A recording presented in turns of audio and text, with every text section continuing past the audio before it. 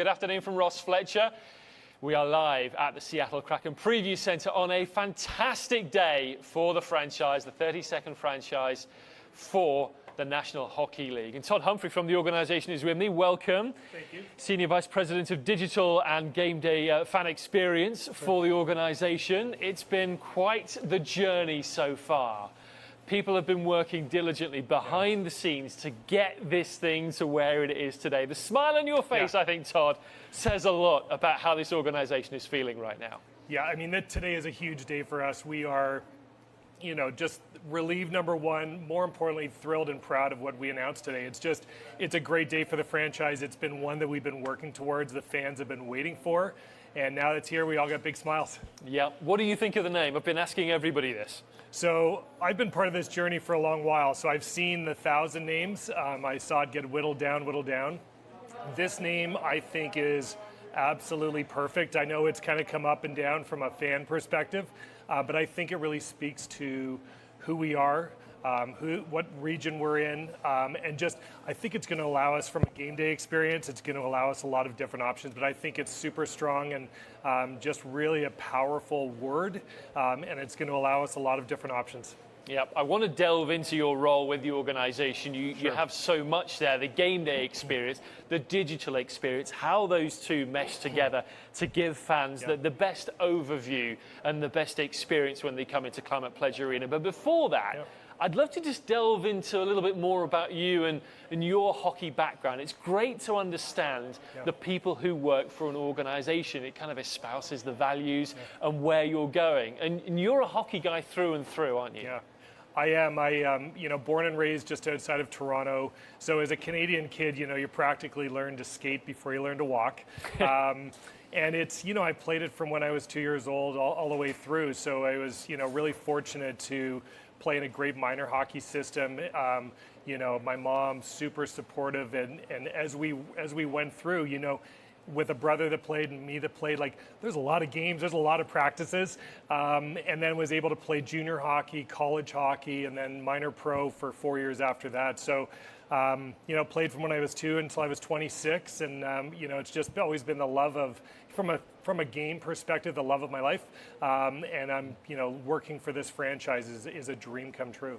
Because you bring that hockey knowledge. There's tons of incredibly knowledgeable hockey people here. There are also some people in the organization naturally who aren't hockey people. How does that mesh together to make the organization what it is? It's really interesting. When I came, and Dave Tippett, who's now in Edmonton as their head coach, he and I were really the only two that really knew how to skate real well. Because he was the hockey advisor here before he went up to Edmonton. He was, and so he, and listen, Tip's great, and he texted a couple hours ago just congratulating us on what we're doing, which says a lot about who he is, as the head coach of the Oilers in training camp, texting to congratulate, it says a lot.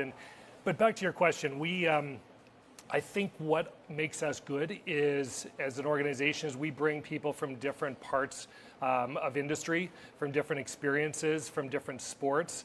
We've got a large collection of people that know the game. We've got a large collection that don't.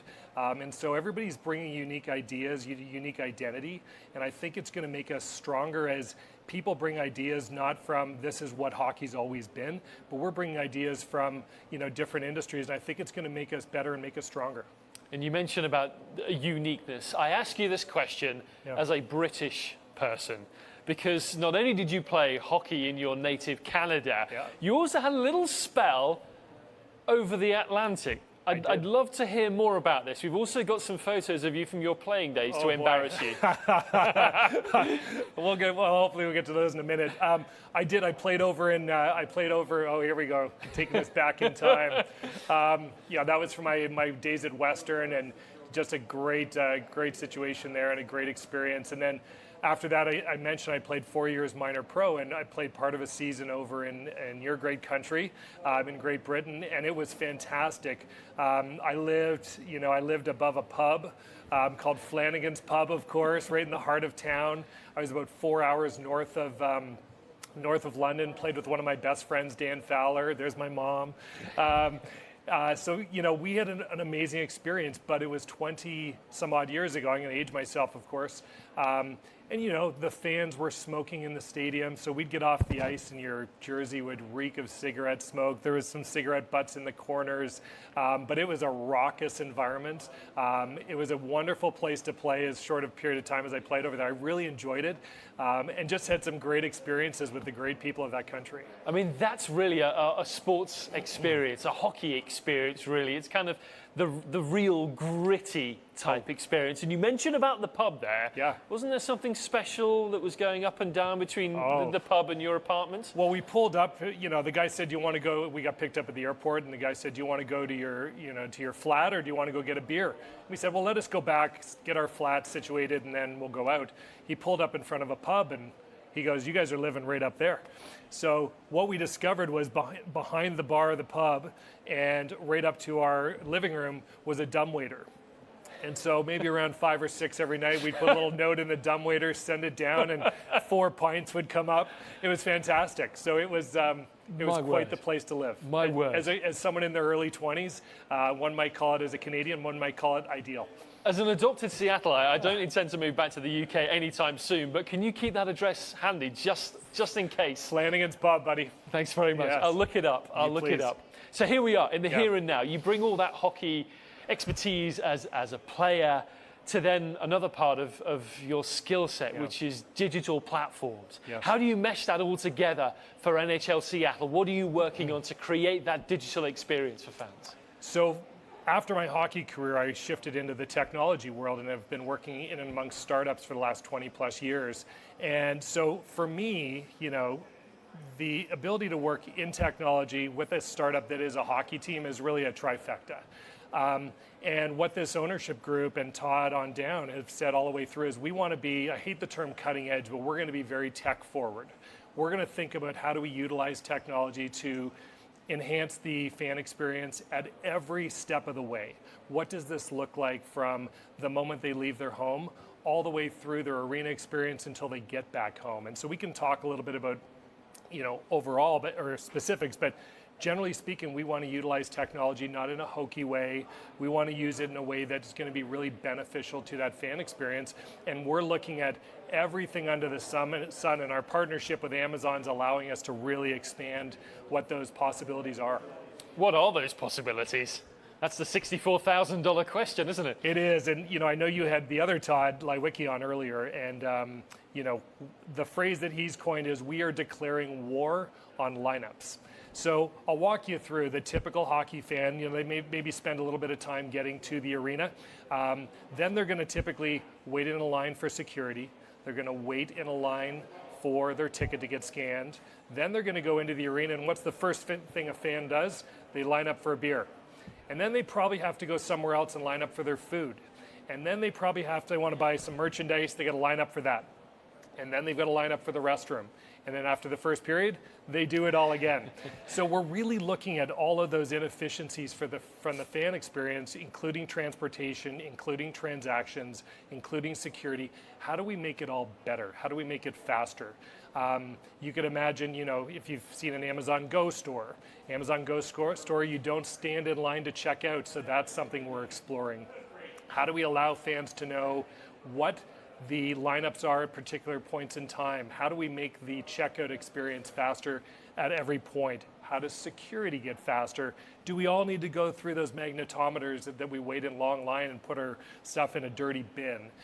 So we're really looking at every piece of the puzzle to how technology can do that, and we're building a mobile app that we think is going to allow for all of it.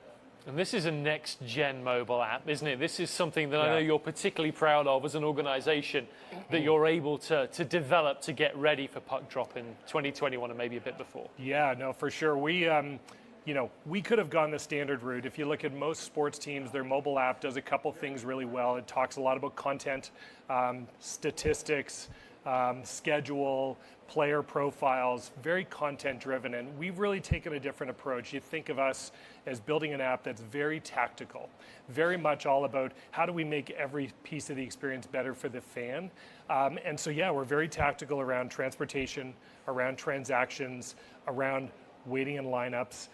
All of those pieces, we think that we can make it better, and we're building that into our app experience. Something that we went and looked at every team and every sport that you could imagine, and we just didn't find anything that was exactly what we wanted to do. And we got the investment and the green light from our ownership group, which was incredible. It's a big commitment. And so we're really excited about bringing that to the fans. It's going to be available for hockey. It's going to be available for Seattle Storm games. It's going to be available for other events, concerts. So again, when people come to this spectacular arena, it's really going to change the way that they view what their experience should be. And it's from when they leave home to getting to the arena too, isn't it? It's not just turn up, oh, here's the app. You're building in the idea that transportation should be a part of this too. Yeah, I mean, another big give from our ownership was in the commitment to how do we get our fans to get to this arena. We all know that this arena in Seattle has some challenges with location, has in the past. And so Rob Johnson on our team, he's extremely focused on how do we ensure that that transportation is better, is easier, is faster. One of the things that our ownership group did was make the commitment that if you are coming to a hockey game, you have free transportation to and from the game through an Orca Pass. So we're going to build that in, which is, allows you on trains, ferries, buses, you can get here and get home for free. And so we think that opens up a wealth of opportunity for our fans to get here. That's all going to be in the app. So yeah, we're just trying, again, every piece of a fan journey is something that we're looking at, how do we make it better? And what about Amazon? You mentioned there with Climate Pledge Arena, the significant investment that Amazon is making into this arena through the organizations of Oakview Group and now Seattle Kraken. Yes. How does that open up possibilities to get this global retail giant on board with yourselves? Yeah, I mean, what people forget about Amazon, you get packages that show up miraculously at your front door. But Amazon, they power so many different pieces of every transaction, whether it's, Amazon Pay, their pay structure, whether it's AWS, which is their cloud company. They have so many, whether it's Go, which is their grocery, they own Whole Foods. So they know retail online. They also know retail offline. They're very good from a tactical and operational standpoint. So we're looking at a variety of different products from a software and a product perspective. How do we bring that in? So how do we use software that they've developed maybe that overlays cameras to allow us to tell our fans, hey, that line is shorter than this line? How do we use some of the security measures that they've incorporated? AWS is going to be the backbone to everything we do from a technology standpoint. So there's just lots of little things that we're looking at. I'd hate to go into too much detail because we haven't committed with them on what exactly it's going to be, but they've really opened the kimono up to us and said, you guys take a look at everything that we've got built and what else can we do for you. But I think about biometrics, I think about cashless transactions, all those little moments in time that really take away from the experience. And we want our fans to be in their seats cheering on the Seattle Kraken more than standing in line waiting for another beer. Absolutely. I mean, I can sense the palpable excitement that you have here, and we're still more than a year away from puck drop. Just maybe sliding you back into that hockey player mentality or fan mentality. What are you most looking forward to when the first puck drops? When this puck drops, I mean, I woke up this morning, I hardly slept. I was so excited about today. And I think there's the excitement around game day is palpable. And I think this city, it's a football town, it's a baseball town, it's a soccer town, it's a basketball town, but it is about to become a hockey town. And this city is going to jump behind this team, I think, once they see it live, once they have the team of their own. And so it's just that game day, it's that first game, it's that every game is going to be something different. It brings such an energy into that arena. I think this arena is going to be the loudest one in the world. I think you take what the Seahawks have built at CenturyLink, you bring that indoors, it's going to be roof blowing, literally. So you can imagine it as well when maybe the Canucks come into town or another Pacific Division rival, that this is really going to take off. Oh, yeah. Do you think those rivalries will be immediately established? Are those the kind of things that will have to grow organically?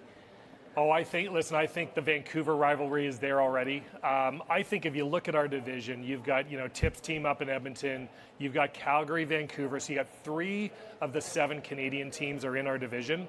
That's enormous. The following behind those teams in Western Canada is extraordinary. You've got ourselves, then you go to Vegas. I think with us being the latest expansion team and all the success they had, we're going to have an instant rivalry with them.